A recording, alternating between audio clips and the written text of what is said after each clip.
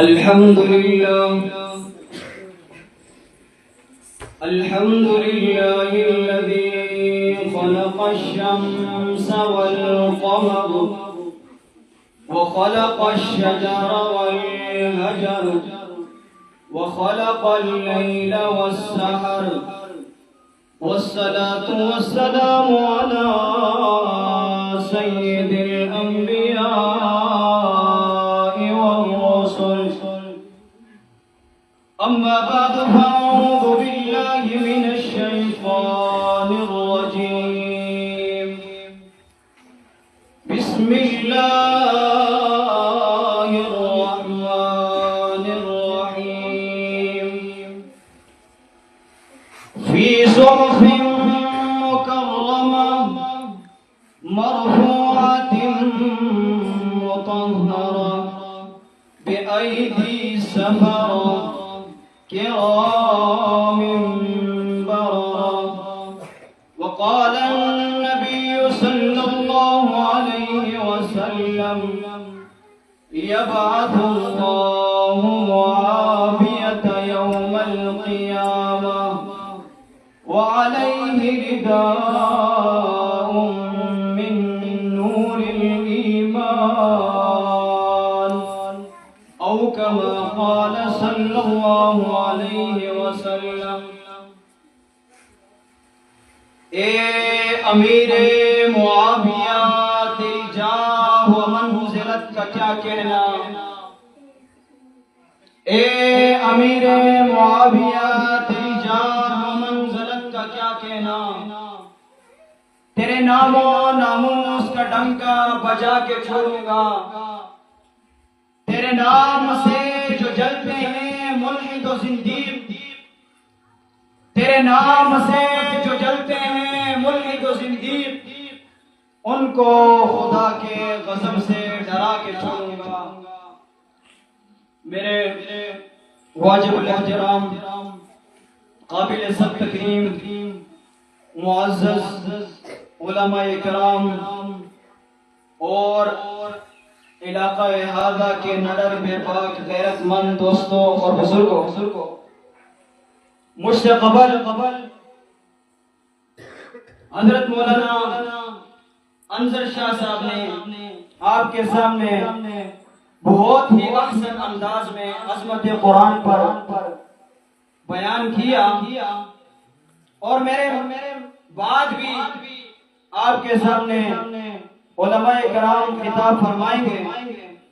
بہرحال محفل ہے عظمت قرآن کی، مجلس ہے عظمت قرآن کی، لیکن قرآن کی عظمت پر، قرآن کے مقام و مرتبے پر آپ کے سامنے علماء کرام نے بیان کیے اور کریں گے. لیکن میں اس عظیم ہستی کی بات کروں گا جس نے اپنے مبارک ہاتھوں سے قرآن مجید کو لکھا.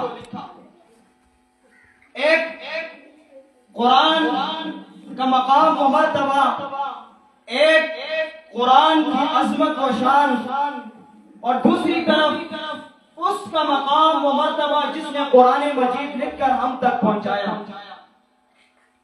حضرت امیر معاویہ رضی اللہ تعالی عنہ ایک ایسے مظلوم صحابی ہیں کہ جس پر نہ شیعت اور رافضیت نے انگلی اٹھائی، بلکہ کچھ نادان قسم کے سنیوں نے بھی حضرت امیر معاویہ رضی اللہ تعالی عنہ کے مقام و مرتبے کو بغیر دیکھے انگلی اٹھائی.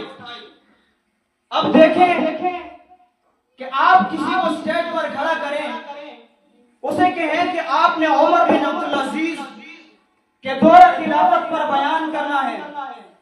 کسی کو آپ سٹیج پر کھڑا کریں اور اس سے کہیں کہ آپ نے جو بادشاہ گزرا ہے اور رنگریب عالمگیر، اس کے دور خلافت پر بات کرنی ہے. وہ آپ کے سامنے دو گھنٹے کھڑے ہو کر ان بادشاہوں کے کارنامے سنائے گا، لیکن میرے نبی کے یہ مظلوم صحابی حضرت امیر معاویہ رضی اللہ تعالی عنہ کا موضوع اگر کسی کو دیا جائے اور اسے کہا جائے کہ اسٹیج پر آ کر امیر معاویہ کی شان بیان کرو، تو وہ دو باتوں کے علاوہ آپ کے سامنے کوئی بات بھی نہیں رکھ سکے گا۔ وہ دو باتیں، پہلی بات کہ حضرت امیر معاویہ کاتب وحی تھے، قرآن لکھا کرتے تھے۔ دوسری بات کہ اللہ کے نبی نے ارشاد فرمایا تھا کہ اللہم اجعل معاویۃ ہادیا مہدیا واہد بہ۔ ان دو باتوں کے علاوہ بہت سے لوگوں کو اس موضوع پر بات کرنے کا اس کے علاوہ کچھ بھی نہیں ملے گا۔ آپ دیکھیں، میں صرف تاریخوں کی طرف نہیں جاؤں گا، اللہ نے حضرت امیر معاویہ کی شان پر جو صرف قرآن میں عظمت بیان کی ہے، جو صرف قرآن کے اندر مقام و مرتبہ بیان کیا ہے، اور اسے اگر بیان کیا جائے تو گھنٹوں صرف ہو جائے۔ ایک مرتبہ حضرت امیر معاویہ رضی اللہ تعالی عنہ اللہ کے نبی صلی اللہ علیہ وسلم کے گھر آئے، اور آپ کو پتا ہے کہ اللہ کے نبی صلی اللہ علیہ وسلم کی ازواج میں سے حضرت ام حبیبہ رضی اللہ تعالی عنہا آپ صلی اللہ علیہ وسلم کی بیوی ہیں، اور میری اور آپ کی اماں ہیں۔ گھر کے اندر امیر معاویہ تشریف لاتے ہیں، حضرت اماں ان کے سر میں تیل لگا رہی ہیں، اتنے میں اللہ کے نبی دروازے سے داخل ہوئے اور پوچھا کہ اے ام حبیبہ آپ کیا کر رہی ہیں؟ تو حضرت ام حبیبہ رضی اللہ تعالی عنہا نے عرض کیا، یا رسول اللہ صلی اللہ علیہ وسلم، یہ میرا بھائی ہے، مجھے اس سے محبت ہے، مجھے اس سے پیار ہے، مجھے اس سے عشق ہے، اس لیے یہ آیا ہے اور تھکا ہوا ہے، اس لیے اس کے بالوں کے اندر تیل لگا رہی ہوں۔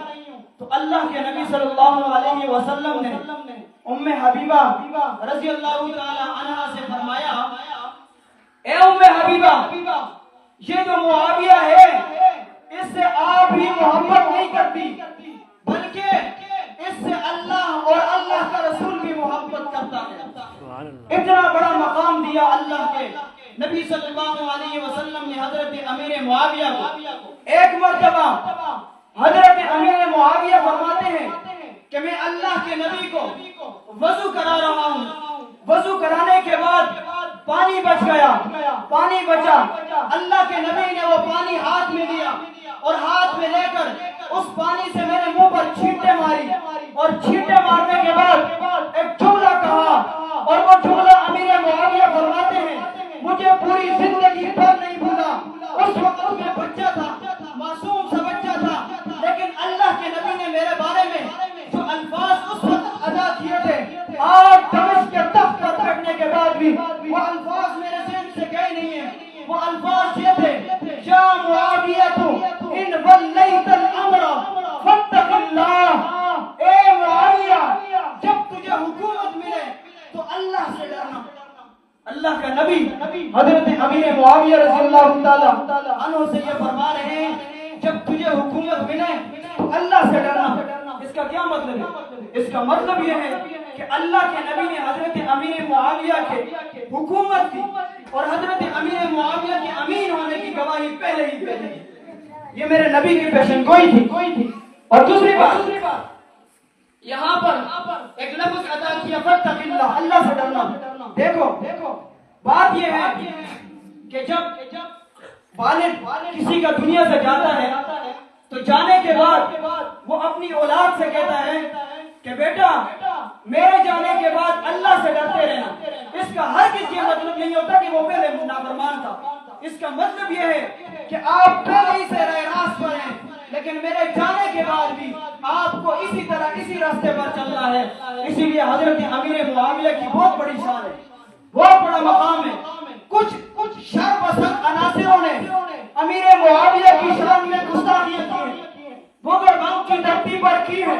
میں انہیں بتا دینا چاہتا ہوں کہ امیر معاویہ کوئی مظلوم صحابی نہیں ہے، ہوگا کسی اور کے سامنے، تبری کے سامنے مظلوم ہوگا، اور اسی طرح اشرام کے سامنے مظلوم ہوگا، اسی طرح مسعودی کے سامنے مظلوم ہوگا، اسی طرح عارف کی کتابوں کے اندر مظلوم ہوگا، لیکن قرآن کے اندر اور نبی کے فرمان کے اندر امیر معاویہ کبھی بھی مظلوم نہیں ہو سکتے۔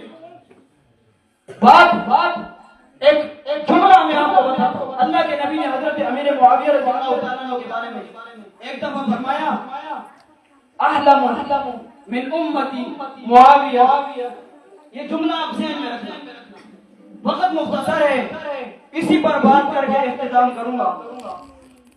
غسان سے ایک شہزادہ ہے، اللہ کے نبی کے دربار میں آیا، ہے عیسائی، کلمہ نہیں پڑھا ابھی تک، شہزادہ ہے، اور آ کر اللہ کے نبی کے دربار میں کہتا ہے کہ میرے دل کے اندر یہ تڑپ تھی، یہ خواہش تھی کہ میں آپ سے ملوں، لیکن مل تو لیا آپ سے، لیکن میں نے ایک تحفہ لایا ہے اور وہ 6 میل دور باہر رکھا ہوا ہے، آپ میرے ساتھ کسی بندے کو بھیجیں تاکہ میں وہ ہدیہ وہ تحفہ لا کر آپ کی خدمت میں پیش کروں۔ تو حضرت محمد عربی صلی اللہ علیہ وسلم کی خدمت میں ہمیشہ 2 صحابی رہا کرتے تھے، ایک کا نام حضرت انس بن مالک اور دوسرے کا نام حضرت زید بن حارث رضی اللہ تعالیٰ عنہ۔ یہ 2 صحابی ہمیشہ رہا کرتے تھے اللہ کے نبی کے خدمت کے لیے دربار میں۔ تو اتفاقاً جب یہ شہزادہ آیا تو اس کے بعد یہ دونوں اللہ کے نبی کے دربار میں نہیں تھے، مجلس میں نہیں تھے، تو اللہ کے نبی نے حضرت امیر معاویہ کو بلایا۔ اس نے حضرت امیر معاویہ اللہ کے نبی کی خدمت فرما رہے تھے، حضرت امیر معاویہ کو بلایا اور بلا کر کہا اس شہزادے کے ساتھ جاؤ اور یہ آپ کو تحفہ دے گا، وہ تحفہ لے کر آپ آ جاؤ۔ ادھر حضرت امیر معاویہ کو حکم دیا، اور وہاں پر امیر معاویہ فرماتے ہیں کہ جو جوتا میں باہر جانے کے لیے پہنا کرتا تھا وہ وہاں پر میں نے دیکھا جوتا نظر نہیں آ رہا، تو میں بغیر جوتے کے باہر نکلا۔ جب باہر نکلا تو وہ غسان کا جو شہزادہ تھا، میرے بھائیوں عرب کے اندر گرمی شدید ہوتی ہے، ہمارے ملک پاکستان کے اندر گرمی نہیں ہوتی، لیکن عرب کے جو پتھریلے کنکر ہوتے ہیں ان پر آدمی کبھی پاؤں نہیں رکھ سکتا، ننگے پاؤں۔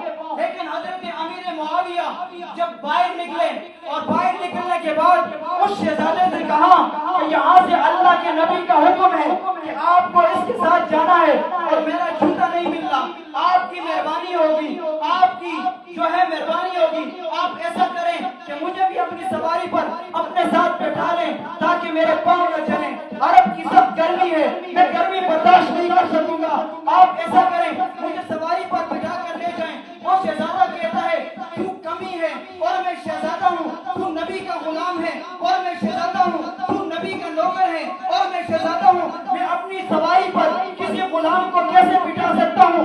یہ ہرگز نہیں ہو سکتا کہ میں اپنی سواری پر کسی غلام کو بٹھاؤں۔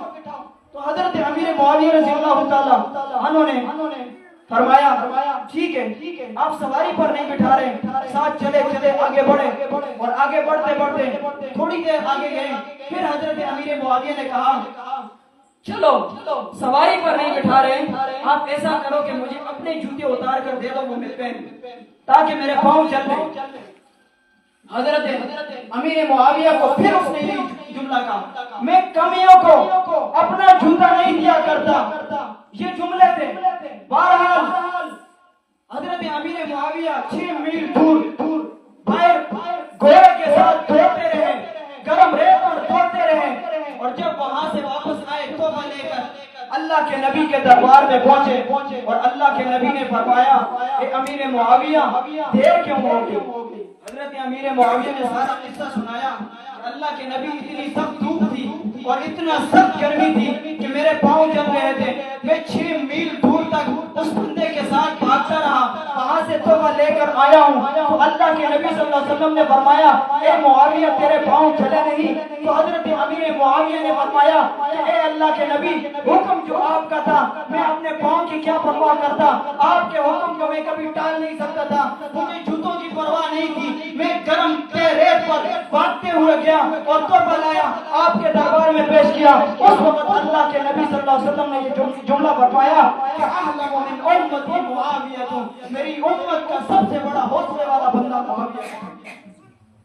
ابھی بات ختم نہیں ہوئی، واقعہ ختم ہو گیا، ہدیہ بھی آ گیا۔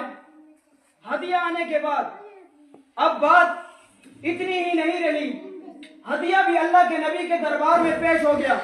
اس کے بعد آپ دیکھیں 38 سال گزر گئے، 38 سال گزرنے کے بعد امیر معاویہ دمشق کے تخت پر بیٹھے۔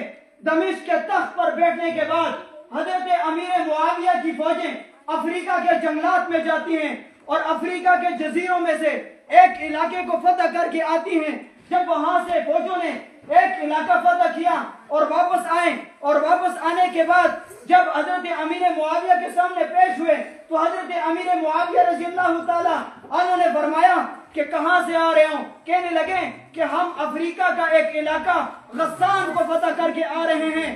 اور اللہ کے نبی علیہ السلام کے یہ پیارے صحابی حضرت امیر معاویہ رضی اللہ تعالی عنہ نے فرمایا اچھا اور بات بتاؤں؟ کہا 6000 قیدی جو ہیں ہم انہیں قید کر کے لائے ہیں۔ تو امیر معاویہ نے فرمایا ان کو میرے دربار میں پیش کرو۔ حضرت امیر معاویہ رضی اللہ تعالی عنہ کے دربار میں جب انہیں پیش کیا گیا تو سب سے پہلے جس شخص کے ہاتھ رسیوں سے بندھے ہوئے تھے وہی غسان کا شہزادہ تھا۔ اب بات ختم نہیں ہوئی، حضرت امیر معاویہ نے شہزادے کو دیکھا اور دیکھتے ہی پہچان لیا۔ پہچاننے کے بعد حکم دیا کہ اس بندے کے جو ہاتھ بندھے ہوئے ہیں اس کے ہاتھوں سے رسیاں کھول دو، اور رسیاں کھول دو۔ رسیاں کھولی گئی۔ حضرت امیر المؤمنین حکم کیجئے، حکم دیا کہ اب اس کو سب سے بڑے مہمان خانے میں لے جاؤ اور 1 مہینہ تک اس کی میزبانی کرو، اور 1 مہینے تک اس کے دسترخوان پر طرح طرح کے کھانے بھیجاؤ جاؤ، اور 1 مہینے تک اس کی اچھی میزبانی کرنا۔ تو حضرت امیر معاویہ رضی اللہ تعالی عنہ نے اس شہزادے کو دسترخوان پر بٹھایا، سب سے بڑے مہمان خانے میں بٹھایا اور کہا کہ یہ شہزادہ ہے، یہ ہمارے لیے محترم ہے، یہ ہمارے لیے قابل احترام ہے، یہ ہمارے لیے معزز ہے، اسی لیے اس کو اس مہمان خانے میں بٹھاؤ۔ 1 مہینہ پورا ہوا، وہ شہزادہ حیران ہے کہ میں نے مسلمانوں کو قتل کیا، میں نے مسلمانوں کو قید کیا، میں نے مسلمانوں کے علاقے فتح کیے، میں نے مسلمانوں کے ساتھ یہ تکلیفیں کی، لیکن اس بندے کو دیکھو کہ اتنا بڑا امیر المؤمنین ہونے کے باوجود بھی اس نے مجھے اپنے سب سے بڑے مہمان خانے کے اندر بٹھایا، آخر وجہ کیا ہے؟ حضرت امیر معاویہ رضی اللہ تعالیٰ عنہ 1 مہینے کے بعد اس شہزادے کے پاس آئے اور شہزادے سے کہا کہ اب آپ کی میزبانی پوری ہو چکی ہے، اگر آپ چاہو تو رہ سکتے ہو، اگر نہ چاہو تو آپ جا سکتے ہو، آپ آزاد ہو، آپ پر کوئی بھی قدغن نہیں ہے، آپ پر کوئی بھی قید نہیں ہے، آپ پر کوئی بھی ظلم نہیں۔ وہ شہزادہ کہتے ہیں میں بڑا حیران، اب اتنا وقت گزر گیا اس کے باوجود بھی اس طرح میرے ساتھ حسن سلوک کیا جا رہا ہے۔ شہزادہ کہتے ہیں میں حیران ہوا، حیران ہونے کے بعد جب جانے لگا تو حضرت امیر معاویہ نے حکم دیا کہ اس کے دامن کے اندر 10,000 درہم ڈال دو۔ 10,000 درہم ڈالے گئے۔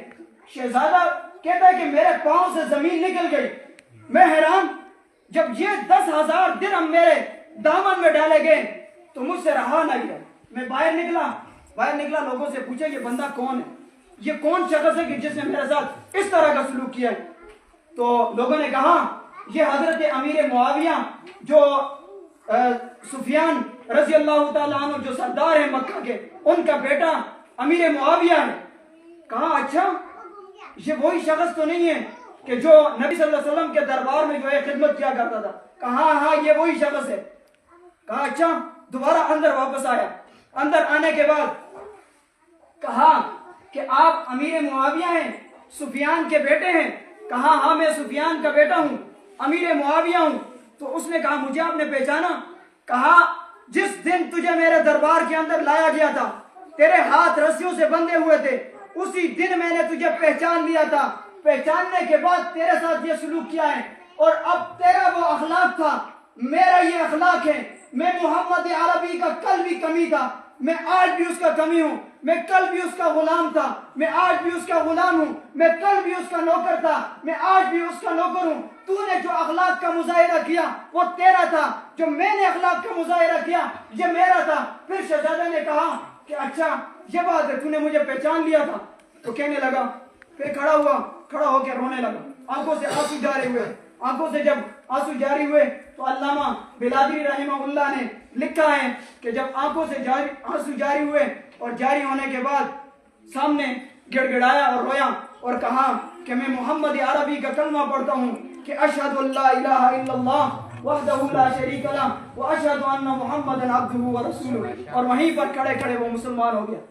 تو بھائیوں، میں نے یہ موضوع کیوں رکھا آپ کے سامنے، یہ باتیں میں نے آپ کے سامنے کیوں کی؟ کیوں کہ اس علاقے کے اندر حضرت امیر معاویہ رضی اللہ تعالیٰ عنہ کی شان میں گستاخی ہوئی۔ کچھ چھوٹے چھوٹے بچے ہیں، ابھی تک ان سے پوچھا جائے کہ والد کا نام کیا، نہیں بتا پائیں گے، صحیح سے نام نہیں بتا پائیں گے۔ ان سے پوچھو کہ والد کا نام لکھ کر دیں، نہیں بتا پائیں گے۔ لیکن اتنے بڑے صحابی پر انگلی اٹھانا، یہ زمین لرز کیوں نہیں کی، یہ زمین پھٹی کیوں نہیں ہے، یہ زمین جو ہے درمیان سے دو ٹکڑے کیوں نہیں ہوئی کہ اتنے بڑے صحابی کے اوپر انگلی اٹھائی گئی کہ جس کے بارے میں اللہ کے نبی نے فرمایا اللہم اجعل معاویۃ ہادیا مہدیا واہد بہ، جس کے بارے میں اللہ کا قرآن فرماتا ہے والسابقون الاولون من المہاجرین والانصار والذین اتبعوہم باحسان، جس کے بارے میں اللہ کا قرآن فرماتا ہے فی صحف مکرمہ مرفوعۃ مطہرہ بأیدی سفرہ کرام بررہ، جس کے بارے میں اللہ کا نبی فرماتا ہے یبعث اللہ معاویۃ یوم القیامۃ وعلیہ رداء من نور، جس نے دمشق کے تخت پر بیٹھنے کے بعد پوری دنیا پر 64,65,000 مربع میل پر اسلامی جھنڈا لہرایا، اسے معاویہ کہتے ہیں۔ حضرت حسین رضی اللہ تعالیٰ عنہ، حضرت حسن رضی اللہ تعالیٰ عنہ، دو صاحبزادے ہیں جنہوں نے حضرت امیر معاویہ کے ہاتھ پر بیعت کی، اسے معاویہ کہتے ہیں۔ جس نے سب سے پہلے فوجی محکمہ قائم کیا اسے معاویہ کہتے ہیں۔ جس نے سب سے پہلے نیوی فوج بنائی اسے معاویہ کہتے ہیں۔ جس نے سب سے پہلے خانہ کعبہ پر غلاف چڑھایا اسے معاویہ کہتے ہیں۔ جس نے سب سے پہلے خانہ کعبہ کی خدمت کے لیے لوگوں کو مقرر کیا اسے معاویہ کہتے ہیں۔ جس نے سب سے پہلے قرآن کو لکھا اسے معاویہ کہتے ہیں۔ جس نے 550 احادیث ہم تک پہنچائی اسے معاویہ کہتے ہیں۔ پوری دنیا کے اندر اللہ کے نبی نے 165 خطوط کفار کو لکھے، ان میں سے 133 خطوط حضرت امیر معاویہ نے اپنے ہاتھوں سے لکھا، اسے معاویہ کہتے ہیں۔ اس سے بڑی اور عظمت اور مقام کیا ہو سکتا ہے؟ میں آگے نہیں جاؤں گا کیونکہ علماء اکرام کا بیان ہے۔ ایک آخری بات کہتا ہوں اور بات کو ختم کرتا ہوں۔ ایک بندے نے کہا کہ بھائی حضرت امیر معاویہ کاتب وحی تو تھے، انہوں نے قرآن ہی تو لکھا ہے، اور کیا کیا ہے؟ میں نے کہا ہاں قرآن تو بہت بڑی کتاب ہے، اس کے علاوہ انہوں نے جو ہے خطوط بھی لکھے ہیں۔ تو وہ کہنے لگا بھائی خطوط لکھے ہیں نا تو اس میں کون سی بڑی بات ہے؟ میں نے کہا بھائی بڑی بات یہ ہے کہ ایک ہوتا ہے قرآن سر عام ہے، ہر انسان تک پہنچایا جا رہا ہے، اور دوسری بات ہوتی ہے خط جو ہوتے ہیں وہ راز ہوتے ہیں۔ اللہ کے نبی نے حضرت امیر معاویہ کو اپنا رازدان بنایا، اللہ کے نبی نے حضرت معاویہ کو اپنا مشیر بنایا، اللہ کے نبی کو حضرت امیر معاویہ پر اعتماد تھا نا، تو اعتماد ہونے کے بعد 165 خطوط میں سے 133 خطوط حضرت امیر معاویہ نے اپنے ہاتھوں سے لکھے۔ یہ کوئی معمولی بات نہیں ہے، اللہ کا قرآن لکھنا سب سے بڑی بات ہے، اللہ کے نبی کے خطوط لکھنا سب سے بڑی بات ہے۔ اللہ کے نبی جس کے بارے میں ارشاد فرمائیں کہ معاویہ کو اللہ حکومت دے گا، اور معاویہ کی جو حکومت ہوگی وہ رحمت ہوگی، ثم یکون ملکا ورحمتا، یہ اللہ کے نبی کے ارشاد ہیں۔ اللہ کا قرآن دیکھو جس جس نے لکھ کر ہم تک پہنچایا، اللہ کے قرآن سے بڑھ کر کوئی بات ہو نہیں سکتی۔ اس قرآن کو ہم سچا مانتے ہیں۔ اگر آپ کہتے ہو کہ قرآن سچا نہیں تو پھر آپ کا ایمان اللہ کے نبی پر بھی نہیں۔ جب آپ کا ایمان اللہ کے نبی پر نہیں تو پھر اللہ کے نبی کا جو خدا ہے، ہمارا خدا ہے، اس پر بھی نہیں۔ اس کے بارے میں تمہارے ایسے غلط عقائد ہیں جو میں ان عقائد کو بیان نہیں کرنا چاہ رہا۔ بہرحال وقت مختصر ہے۔ اللہ رب العزت سے دعائیں کہ ہمیں سمجھنے کی توفیق عطا فرمائے۔ اور بات یہ ہے کہ میں ان علماء کرام کے توسط سے میں یہ بتانا چاہتا ہوں اور انہیں میں کہنا چاہتا ہوں کہ کچھ لوگ ایسے ہیں کہ جو حضرت امیر معاویہ کی شان میں گستاخیاں کرتے ہیں۔ کیوں کہ صحابی رسول ہیں، اس کی شان میں کیوں گستاخیاں کرتے ہیں؟ صرف اس ایک بات کو لے کر کہ حضرت علی اور حضرت امیر معاویہ کی جنگ ہوئی تھی۔ میں نے کہا بابا جنگ ہوئی تھی تو کیا ہوا، تمہارے درمیان جنگ نہیں ہوتی ہے؟ تو اچھا، میں نے کہا میں تجھے اس کا بڑا حوالہ دوں تو تو مانے گا؟ کہنے لگا ہاں میں مانوں گا۔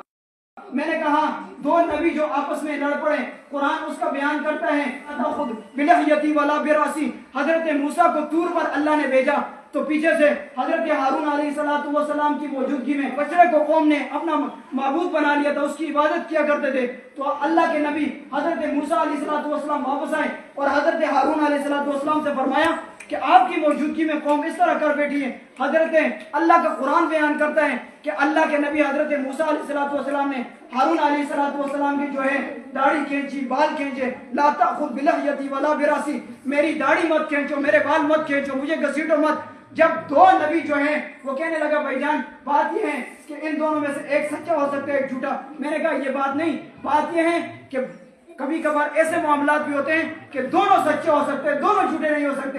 اسی طرح اللہ کا قرآن بیان کر رہا ہے جس طرح دونوں نبی اپنی نبوت میں سچے تھے، اسی طرح یہ دونوں صحابی اپنی صحابیت میں سچے ہیں۔ صرف حضرت عثمان رضی اللہ تعالیٰ عنہ کے جو قاتل تھے ان کے بارے میں تھوڑی سی بات تھی، اسی پر جو ہے حضرت علی رضی اللہ تعالیٰ عنہ کے ساتھ جنگ رہی۔ تو بہرحال حضرت امیر معاویہ رضی اللہ تعالیٰ عنہ کے ساتھ بھی بہت بڑے بڑے صحابہ تھے۔ تو علماء کرام کا بیان ہے، کبھی پھر موقع ملا، یہ گھنٹوں کے بیان ہیں، تفصیل میں جاؤں گا، آپ کے سامنے رکھوں گا، آپ کو بتاؤں گا کہ حضرت امیر معاویہ کون تھے، صحابہ کون تھے۔ اللہ رب العزت اسی پر عمل کرنے کی توفیق عطا فرمائے۔ وآخر دعوانا